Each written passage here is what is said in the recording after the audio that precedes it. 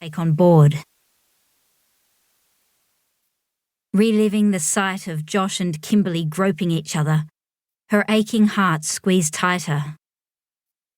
Her heart had split in two when she'd busted them behind the sports equipment shed, Kimberly with her blouse unbuttoned, and Josh with his hands fondling her breasts and his tongue down her throat.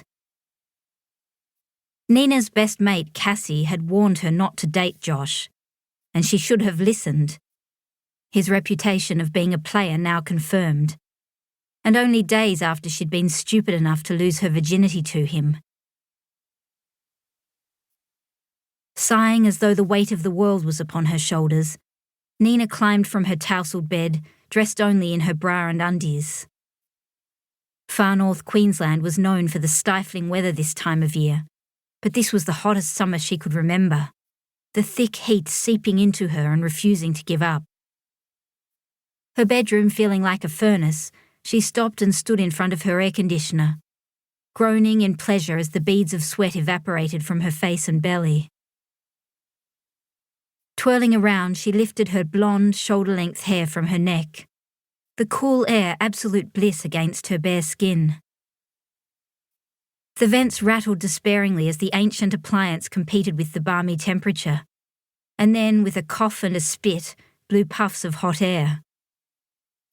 She gave it a firm tap, but to no avail.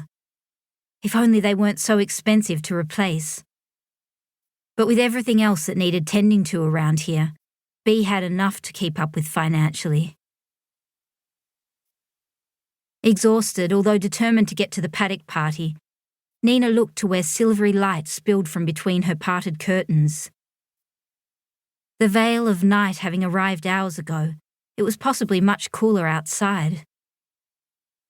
She flicked the air conditioner off at the wall and padded over.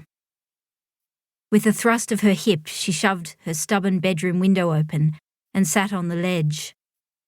The sweet scent of the surrounding mangoes and lychee orchards carried upon the breeze, which, to her relief, was a few notches cooler than her bedroom. Heaving another heavy sigh, she blinked back the next round of gathering tears. She was so sick of crying, was so over feeling like this, and all because of some stupid boy. They sucked. Big time. From now on, she wasn't interested in commitment. Her dreams of travelling the world with nothing but a backpack and her love of adventures to guide her, much more inviting. Her gaze went beyond the moonlit backyard with a chook pen in one corner and the dog kennel in the other, and over the many horse agistment paddocks that stretched on and into the distant fence line of Willowbrook. The sweeping landscape that was Riverstone Ridge comforted her. The 70-acre property was so serene, so very peaceful.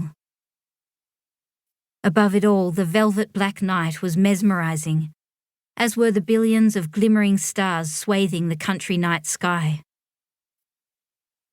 Grateful to call this majestic place home, she breathed all of it in, smiling softly. Bea always told her there was a lot to be said for the sensation that came with being thankful. As usual, Bea was right. And although Nina had itchy feet to see beyond the small township of Huntingvale after she finished high school, she would always return here. With its wide open spaces and majestic views, she couldn't imagine living anywhere else. Wild horses wouldn't be able to drag her away for too long. That she knew without a doubt.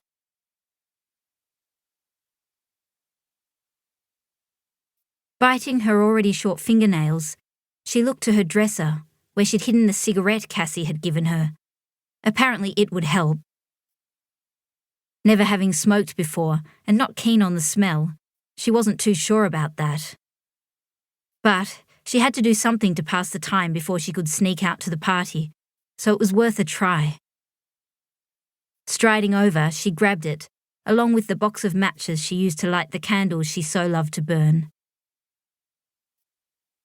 Striking the match, she held it to the end, and then dragging way too hard, she grimaced and stifled a cough.